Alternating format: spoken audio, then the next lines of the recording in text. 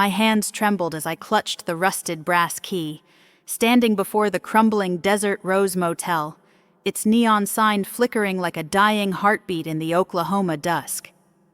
Had I just thrown my entire life savings, every last dime of my $92,000 into a pile of dust and decay? Or was this the key to unlocking the dream I'd buried for years? The weight of that question pressed against my chest, heavier than the humid air of Harrington, Oklahoma. I'm Clara Bennett, 29 years old. And this moment, this reckless leap, was either my greatest mistake or my salvation. Let me take you back to how I ended up here, in a forgotten corner of Route 66, betting everything on a derelict motel that hadn't seen a guest since 1978. Harrington is a speck of a town, the kind of place where time seems to have stalled. Once, it thrived as a pit stop for travelers cruising the Mother Road. Route 66, in the 1950s and 60s, families pulled up in gleaming Chevys, kids begging for ice cream, while truckers swapped stories over coffee. The Desert Rose Motel was the heart of it all, its pink stucco walls and neon arrow a beacon for wanderers. But when the interstate came, slicing through the country like a cold steel blade, it stole the traffic, the laughter, the life. Harrington faded. The motel's windows shattered, its roof sagged, and its sign hung by a single chain, creaking in the wind. I grew up hearing whispers of Route 66's glory days, stories of a time when the road meant freedom, adventure, a promise that the journey was as important as the destination. As a kid, I'd sketch old motels and diners in my notebook, dreaming of bringing them back to life. But dreams don't pay bills, and by my late 20s, I was trapped in a glass-walled office in Tulsa, crunching numbers as a financial analyst. It was a good job, steady pay. Benefits, the kind of thing you're supposed to want. Except it felt like a slow suffocation, each day tightening the knot in my chest. I'd stare at my computer, the clock ticking like a countdown to nothing, and wonder, is this it? Is this all there is? 6 months ago, I got laid off. My company called it restructuring, but to me, it was a lifeline. For the first time in years, I could breathe. I had $92,000 in savings, scraped together from years of denying myself anything beyond the bare minimum. Most people would have panicked, scoured job boards, begged for stability. Not me. I saw a chance to escape, to chase the part of me I'd silenced, the part that loved art, history, the stories etched into old buildings like the Desert Rose. When I saw that motel, half hidden by weeds and time, something sparked. It wasn't just a building. It was a call to rewrite my story. Have you ever stood at a crossroads, knowing one choice could change everything? Drop it in the comments. I want to hear your story. For me, that choice led to the Desert Rose, a gamble that would test every ounce of my courage and uncover secrets I never could have imagined. The key to the Desert Rose Motel still felt foreign in my pocket, like a secret I wasn't sure I deserved to hold. But as I drove back to my parents' house in Harrington for our weekly Sunday dinner, that spark of hope flickered, threatened by the weight of what I was about to face. My family, the Bennetts, had a way of turning dreams into doubts. And I knew my decision to buy that crumbling motel would be their favorite dish to dissect tonight.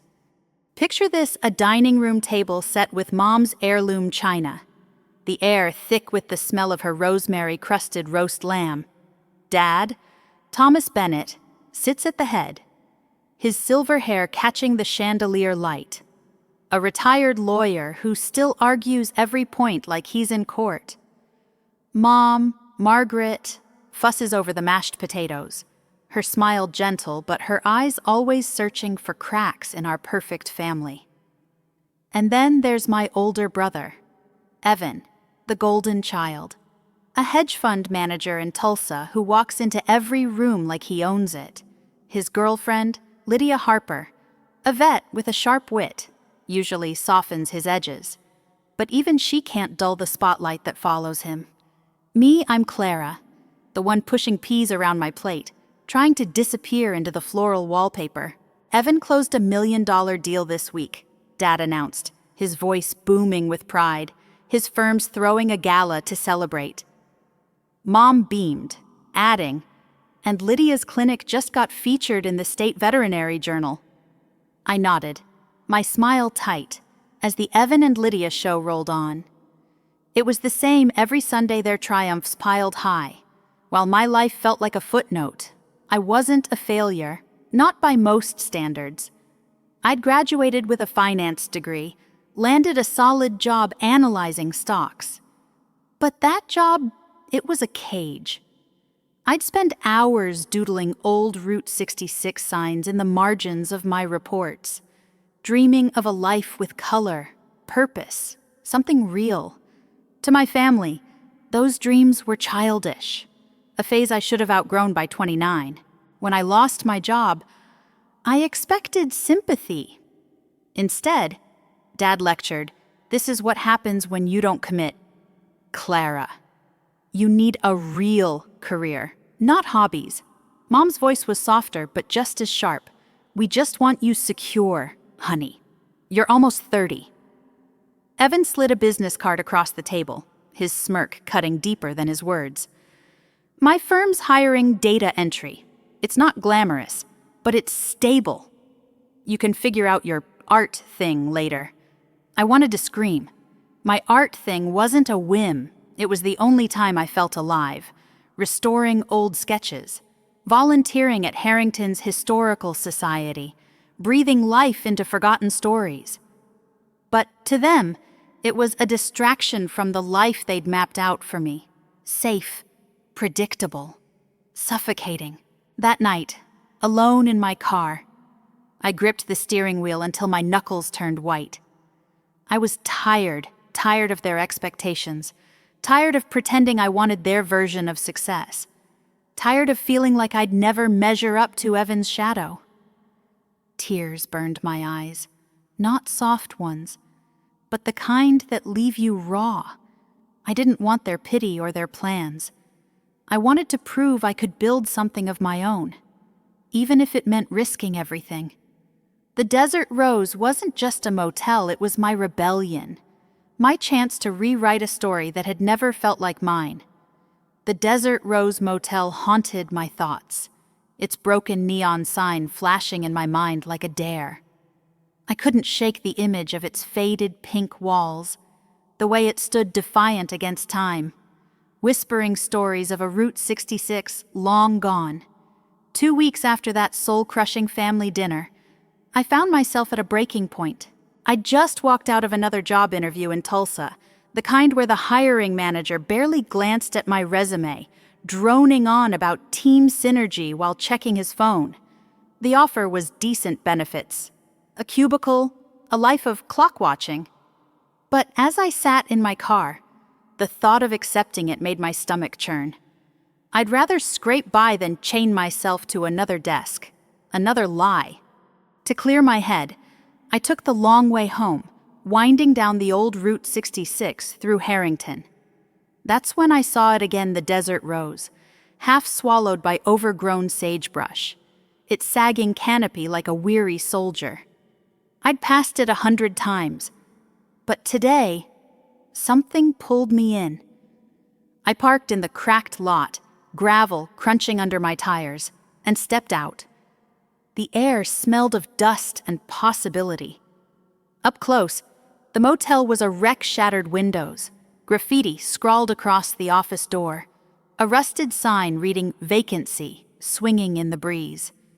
But beneath the ruin, I saw beauty curved mid-century lines, mosaic tiles glinting under dirt, a faded mural of a rose blooming in the desert. This place had a soul, and it was calling my name. I called the number on the for sale sign, my heart racing. Nora Caldwell, a local real estate agent with a voice like gravel, answered. The Desert Rose. That heap's been on the market for decades. You sure you want a tour? I met her that afternoon. She unlocked the gate, rattling off warnings, roofs shot. Plumbing's a nightmare, and don't get me started on the legal mess potential land disputes from way back. The bank wanted $95,000, but Nora hinted they'd take less. It's a money pit. Clara, most folks just want the land. I barely heard her. Inside, I saw potential. The lobby could be a retro diner. The room's a gallery for local artists. The courtyard, a stage for Route 66 travelers. I wasn't just buying a motel, I was buying a dream. That night, I pored over numbers. My savings account glaring back $92,000, every penny I'd clawed together. The sensible choice was to walk away, find another job, play it safe. But safe felt like death. I made an offer, $80,000, every dollar I had. The bank countered at $85,000. After a sleepless night, I said yes. The closing was set for next week, leaving me just enough time to liquidate my investments and brace for the fallout. I chose Sunday dinner to break the news, hoping Mom's lamb would soften the blow. The table was set, the air thick with tension as I cleared my throat. I'm buying a property, the Desert Rose Motel on Route 66. I'm going to restore it, turn it into a retro stop with a diner and art gallery. Silence hit like a brick. Mom's fork froze midair. Dad's face turned crimson. You're what? He barked. That's a junk pile. Clara Evan laughed, cold and sharp. You're torching your savings for a fantasy. Good luck with that. Mom's voice trembled. Honey, this is reckless. I stood, my chair scraping the floor. I'm doing this. I don't need your approval. As I walked out, Evan's voice trailed after me. Don't come crying when it fails. I drove home, tears blurring the road, but my resolve burned brighter than ever. The Desert Rose was mine, and I'd make it shine or go down fighting. The ink was barely dry on the Desert Rose Motel's deed when reality hit me like a sandstorm. I stood in the motel's lobby, the brass key now mine. But the weight of what I'd done pressed harder than ever. Sunlight streamed through broken windows, illuminating dust motes swirling like ghosts of forgotten guests. The air reeked of mildew, old paint, and something sharp like regret. I'd poured every cent of my $92,000 into this place, and now, staring at the sagging ceiling and cracked tiles, I wondered if Evan was right. Was this a fantasy fool's gamble? The first morning, I met with the county inspector, a gruff man named Carl with a clipboard and a frown carved into his face. He paced the property, jotting notes that felt like daggers. Electrical's a fire hazard, plumbing's rusted through, asbestos in the walls, lead paint on the trim, roofs one storm away from caving. He handed me a list of violations longer than my arm. And the land needs environmental tests for old septic systems. Good luck getting permits without it. I nodded, my throat tight, as his words echoed Dad's warnings. Junk pile. I pushed the thought away. I'd figure this out. I had to. I started small, hauling trash bags of debris, smashed bottles, rotted furniture, decades of neglect. My hands blistered, my back ached. But each cleared corner felt like a tiny victory. The mosaic tiles in the lobby, hidden under grime, sparkled when I scrubbed them. The vintage check-in desk, though battered, had solid oak bones, but progress was slow, and my savings bled out faster than I'd planned. The environmental test cost $6,000. A new water pump set me back another $3,000. I couldn't afford my apartment anymore. So I gave notice and started sleeping in my car, parked behind the motel to avoid prying eyes, curled up in the back seat with a thin blanket. I told myself this was an adventure, not desperation. Then came the vandalism. I arrived one dawn to find the front windows smashed, red spray paint screaming "loser" across the wall. Beer cans littered the lot. My carefully sorted salvage piles scattered like confetti. Local teens, bored and reckless, had turned my dream into their playground. I sank to the ground, glass crunching under me, and let the tears come. This wasn't just a setback, it felt like the universe laughing in my face. My phone buzzed. "Evan, heard your motel's a war zone.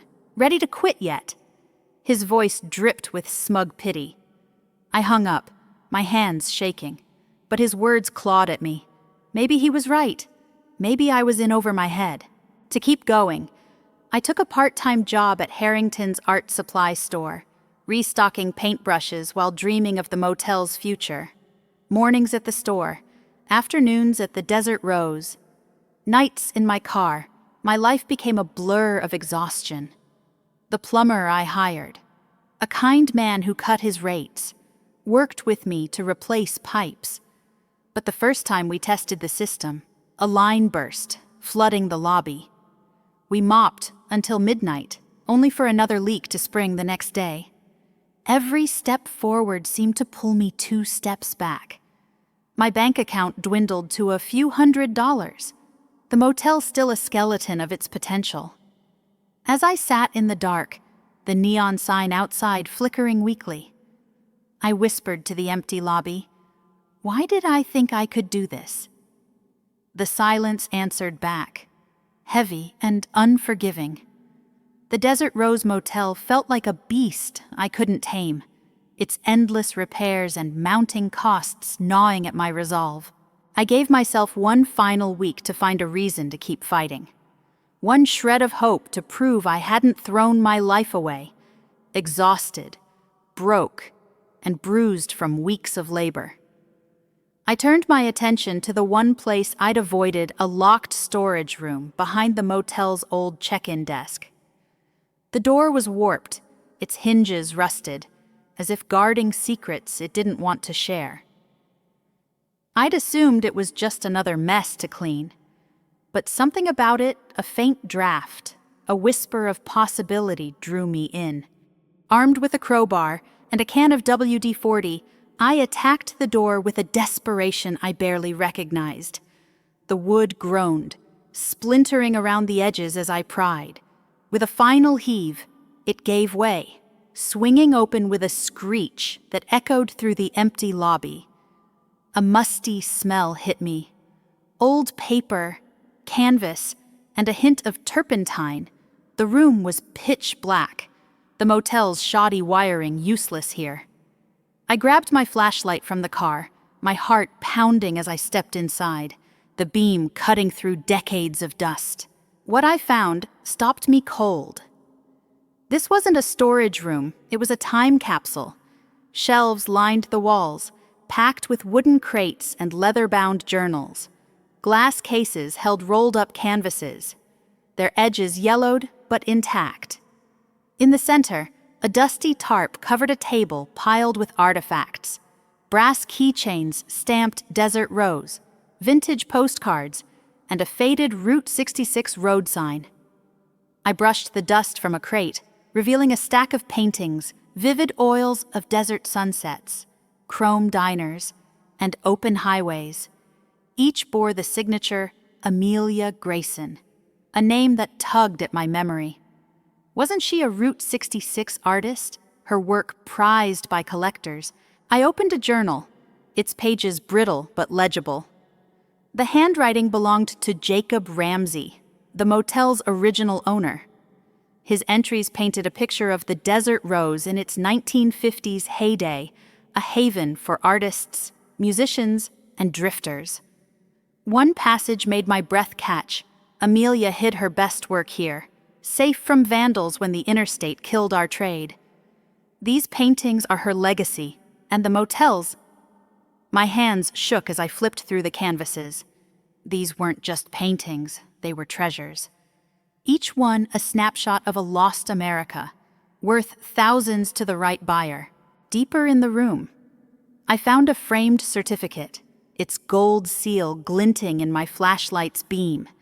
It declared the Desert Rose Motel an official Route 66 historic landmark, a cultural cornerstone for its role as an artist's hub. I sank onto a creaky stool, my mind racing. This changed everything. The motel wasn't a junk pile, it was a piece of history. Its value locked away behind this secret door. The paintings, the journals, the landmark status they could draw collectors, tourists, even grants for restoration. I called Henry Sullivan, a Route 66 memorabilia collector I'd met through Harrington's Historical Society. "Clara, you're sitting on a gold mine," he said when I described the find. "Amelia Grayson's originals. One could fetch $15,000 at auction. And that landmark certificate, it's a ticket to preservation funding." He promised to connect me with the Route 66 Historical Society. As I hung up, I looked around the room, its shadows now alive with possibility. For the first time in weeks, I felt it, hope, sharp and bright, cutting through the despair. Have you ever stumbled on a hidden treasure? Something that changed how you saw your path? Share it in the comments. I'm dying to know. This room, this discovery, was my turning point, the moment I knew the Desert Rose and I were meant to save each other. The hidden room in the Desert Rose Motel was like a match struck in the dark, igniting a fire I hadn't felt in months. Those paintings by Amelia Grayson, Jacob Ramsey's journals, that Route 66 landmark certificate, they weren't just relics. They were my lifeline, proof that this crumbling motel held value no one else had seen. I wasn't ready to celebrate yet, but for the first time, I could see a path forward, and I was determined to walk it. I started with Henry Sullivan, the collector who'd called my find a gold mine. He drove to Harrington the next day, his eyes widening as he examined the paintings. "Clara, these are pristine," he said, tracing the bold lines of a desert highway scene. "I'll buy 2 for $25,000, but you should keep the rest for display, they'll draw crowds." I hesitated, each canvas feeling like a piece of the motel's soul. But $25,000 meant a new roof, a working pump, a chance to keep going. I shook his hand, the deal sealed, and watched him drive off with 2 of Amelia's masterpieces. The money hit my account, and for a moment, I could breathe. Henry also connected me with Eleanor Hayes, president of the Route 66 Historical Society. I met her at the motel, the journals and certificate spread across the check-in desk. Eleanor, a sharp woman with silver hair and a no-nonsense stare, flipped through the pages, her expression softening. "This is extraordinary, Clara." The Desert Rose was a hub for Route 66's creative spirit, that landmark status. It qualifies you for preservation grants. Within days, she helped me apply for a matching fund. Every dollar I spent on historic repairs would be doubled. Suddenly, my dwindling budget felt like a seed, not a dead end. I didn't stop there. Harrington had a small but vibrant artist community, folks who painted murals or sculpted in backyard studios. I pitched them a vision the Desert Rose as a living gallery, where their work could shine alongside Amelia's. They jumped in, offering to host workshops and exhibitions once the motel opened. A local brewer even proposed a Route 66-themed IPA, Desert Rose Red, to sell at the future diner. The idea of a community rooting for me, for this place, made my chest ache with something like gratitude. Word spread fast. Samuel Torres, a reporter for the Harrington Herald, stopped by to see the buzz.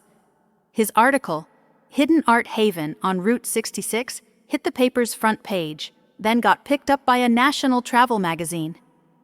I started an Instagram account, Desert Rose Revival, posting photos of the paintings, the neon sign's faint glow, my own paint-splattered hands. Overnight, thousands followed, leaving comments like, "This is amazing and can't wait to visit." Each like, each share, felt like a brick in the motel's foundation. The money and support gave me room to move.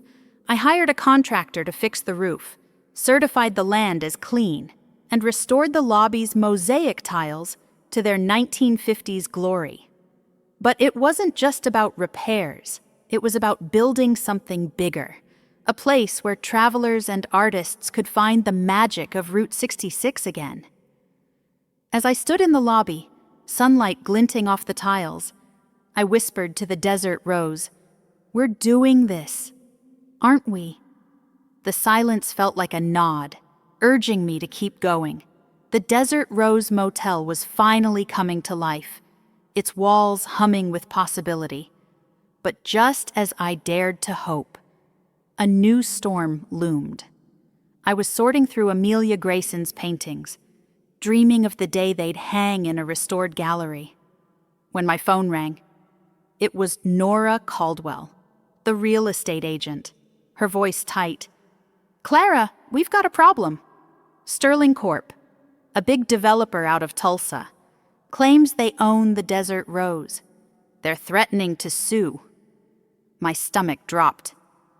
"What I have, the deed," Nora sighed. "They're citing a land dispute from the 1980s, some old contract tied to the motel's original plot. They want the property, and they've got deep pockets." I hung up, staring at the motel's neon sign flickering in the dusk. I'd poured everything into this place, my savings, my heart, and now it could all be ripped away. Sterling Corp didn't waste time. A letter arrived, cold and formal, demanding I halt renovations or face a lawsuit. They wanted to bulldoze the Desert Rose for a strip mall, erasing its history for profit. Panic clawed at me. I couldn't afford a lawyer, let alone a fight against a corporate giant. I sat in the lobby, Jacob Ramsey's journal open on my lap, and whispered, "What do I do now?" The motel's silence offered no answers, but the weight of its stories, Amelia's paintings, the travelers who'd found refuge here pushed me to stand. I wasn't giving up. Not yet. Harrington, though, surprised me. Word of the lawsuit spread. Thanks to Samuel Torres's article in the Herald, Corporate Greed Threatens Route 66, GEM, the community rallied. Local artists, led by a painter named Mia, organized a fundraiser at the town square, selling Route 66-themed prints to cover my legal fees. "This motel's ours, Clara," Mia said, handing me a check for $5,000. The owner of the art supply store where I worked, Mr. Jenkins, offered free paint and tools. Even the brewer crafting Desert Rose Red donated kegs for the event, raising another $2,000. I blinked back tears, overwhelmed. I'd felt so alone. But now a whole town was standing with me. The mayor, a wiry man named Tom Ellis, called me to his office. "Harrington needs the Desert Rose. Clara, it's our history, our future. The council's got your back permits, legal support, whatever you need." His words lit a fire in me. I dug through Jacob's journals, hoping for a clue. Tucked in the final pages, I found it a 1978 land survey, signed and notarized, proving the motel's plot belonged to the Ramsey family, free of any claims. It was a lifeline. A local lawyer, moved by Samuel's article, took my case pro bono. Armed with the survey, we faced Sterling Corp in court. The judge, a Route 66 enthusiast herself, ruled in my favor, slamming Sterling's claim as baseless. The courtroom erupted in cheers. I walked out, clutching the survey, my knees weak with relief. The victory sparked something bigger. Harrington declared a Desert Rose Day, where dozens of volunteers artists, teens, even retirees showed up to paint walls, plant desert roses in the courtyard, and polish the neon sign. As we worked, laughter and music filled the air, a folk band strumming Route 66 tunes. I looked around, paint on my hands, and realized this wasn't just my fight anymore. It was ours. The Desert Rose had woven us together, a community bound by a shared dream. Have you ever felt a whole town lift you up when you needed it most? Share your story below. I'm all ears. The morning of the Desert Rose. Motel's grand opening dawned clear and golden, the Oklahoma sky stretching wide like a promise. I arrived at 5 a.m., too wired to sleep, my heart racing with a mix of nerves and excitement. As I pulled into the lot, I froze. A line of vintage cars, polished 57 Chevys, sleek Mustangs, a cherry red Cadillac stretched along Route 66, their owners setting up a surprise car show. A man in a leather jacket waved, grinning. Hope you don't mind. Clara words spread in the classic car crowd. We're here to make history. I laughed, my eyes stinging. This was really happening. By 10 a.m., the crowd was a river of faces. Route 66 enthusiasts from California to Chicago, Harrington locals, even reporters with cameras flashing. The motel gleamed, its pink stucco walls fresh, the mosaic tiles sparkling in the sun. The neon sign, fully restored, stood ready to light up the night. The lobby, now a retro diner, buzzed with the smell of burgers and fresh coffee, managed by a local chef named Rosa, who'd poured her heart into the menu. The old guest rooms, transformed into a gallery, showcased Amelia Grayson's paintings alongside local artists' work, each canvas glowing with the spirit of the Mother Road. Mayor Tom Ellis took the stage, a makeshift platform in the courtyard, his voice booming through a megaphone. Today, we're not just opening a motel. We're reviving Harrington's soul, thanks to Clara Bennett. The crowd roared, and he handed me a plaque, Harrington's Historic Pride. Eleanor Hayes from the Route 66 Historical Society stepped up next, her silver hair catching the light. The Desert Rose is a living legacy, a testament to the road that built America. Clara, you've given it new life. She declared it an official Route 66 landmark, and I clutched the plaque, my hands shaking as cheers washed over me. The day unfolded like a dream. A jazz trio played 50s standards, their notes floating over the courtyard where visitors snapped photos of the vintage cars and neon sign. The diner's booths were packed, Rosa's apple pie selling out by noon. In the gallery, people lingered, whispering in awe at Amelia's paintings, some wiping tears as they read Jacob Ramsey's journal entries displayed on plaques. My Instagram, a dessert, Rose Revival, exploded with posts. Desert, Rose Reborn, trended nationwide. A CNN travel reporter cornered me, her mic thrust forward. Clara, how does it feel to save a piece of Route 66? I laughed, breathless, like I've found my purpose. As dusk fell, the crowd gathered for the main event. I stood by the neon sign, its restored arrow pointing skyward. Thank you for believing in this place, I said, my voice cracking. The Desert Rose isn't just a motel, it's a reminder that the journey matters. I flipped the switch, and the sign blazed to life. Pink and gold light spilling across the lot like a beacon. The crowd gasped, then erupted in applause, their faces glowing in the neon's warmth. I looked out, my chest tight with joy, and knew this was my victory, my home, my heart. Have you ever chased a dream that felt impossible, only to see it shine?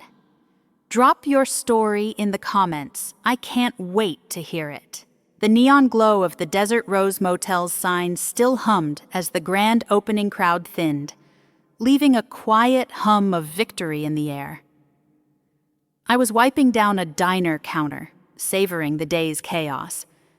When I saw them, my family, the Bennetts, stepping cautiously into the lot. Dad, Thomas, in a crisp blazer, scanned the motel with a look I couldn't read. Mom, Margaret, clutched her purse, her smile nervous but warm.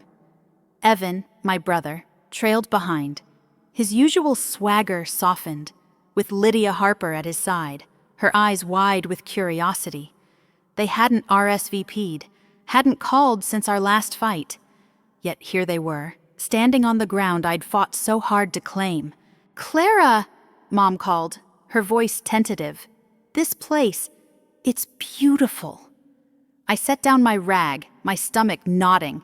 I'd dreamed of this moment proving them wrong, but now, facing them, I felt exposed. Dad approached, his gaze sweeping the restored tiles. The glowing sign. "I saw the article in the Herald," he said, his tone softer than I'd ever heard. "I was wrong. Clara, this isn't a junk pile. It's remarkable." His words hit like a wave, washing away years of doubt. Mom hugged me, her tears damp on my shoulder. "We're so proud. Honey, you've built something extraordinary." Evan lingered by the gallery entrance, hands in his pockets. "I'll admit," he said, his voice low, "I didn't think you'd pull this off. But this," he gestured to the paintings, the bustling diner. "It's impressive." Lydia nudged him, grinning. "He's been reading every article about you. Clara even showed me your Instagram." Evan flushed, then cleared his throat. "Look, if you need help with the books, taxes, anything, I'm here." It wasn't an apology, not quite, but it was close enough. I nodded, a smile tugging at my lips. "I might take you up on that." I gave them a tour, pointing out Amelia's paintings, the neon signs' restored glory, the courtyard where artists would soon hold workshops. Mom gasped at the mosaic tiles. Dad asked sharp questions about the grants, and even Evan scribbled notes, muttering about franchise potential. Their pride, once a weight, now felt like a gift. But as they left, waving under the neon's glow, I sat in the empty diner, Jacob Ramsey's journal open before me. This victory wasn't about them. It was about me, the Clara who'd slept in her car, who'd faced lawsuits and vandals, who'd found a purpose bigger than approval. The Desert Rose had saved me, not just from a life I hated, but from the fear of being less. It taught me that dreams, even the reckless ones, are worth fighting for. As I traced the journal's faded ink, I knew this was only the beginning. The Desert Rose Motel's neon sign cast a warm pink glow over the Harrington night, its arrow pointing to the stars like a promise kept. I stood in the quiet courtyard, the echoes of the grand opening fading, and felt a stillness settle in my bones. This journey, buying a crumbling motel, fighting lawsuits, uncovering Amelia Grayson's hidden art, hadn't just rebuilt a piece of Route 66. It had rebuilt me. As I looked at the glowing sign, I realized the Desert Rose was more than a place. It was a mirror, showing me who I could be when I dared to bet on myself. Here's what I've learned, and I hope it lights a spark in you. First, dare to risk. Life's safest paths can feel like cages. That moment I signed away my $92,000 for a derelict motel. It was terrifying, but it cracked open a world I'd never have known if I'd stayed secure. What's your risky dream? The one you've buried. Don't let fear lock it away. Second, see the hidden value. The Desert Rose looked like a junk heap to everyone else. But beneath the decay was a treasure trove of history, art, and stories. Look at your own life. What's the ruin others dismiss that you know holds magic? Third, lean on community. I couldn't have saved this motel alone. Harrington's artists, volunteers, even strangers on Instagram, they lifted me when I was ready to fall. Find your people, the ones who will paint walls or cheer you on. They're out there. Finally, keep going through failure, the leaks, the vandals. The lawsuit each felt like a sign to quit. But every stumble taught me something, built me stronger. Your setbacks, they're not the end. They're the bricks for your comeback. The Desert Rose isn't done growing. I'm dreaming bigger now, a network of Route 66 stops, each blending art, history, and community, with Harrington as the heart. Maybe one day, you'll pull up, sip a Desert Rose Red, and share your own story under this neon glow. Until then, I want to hear from you. What's the biggest chance you've taken? The one others doubted, but changed your life? Drop it in the comments I'm reading, everyone. And if you're ever cruising Route 66, stop by the Desert Rose. The sign's always on, the diner's always open, and there's always room for another traveler chasing their truth. Hit that like button if this story moved you, and subscribe for more tales of risking it all to find your path. Because here's the real secret. The greatest treasures, whether a motel, a dream, or yourself, are often hidden in the places others have given up on. So, what are you ready to uncover?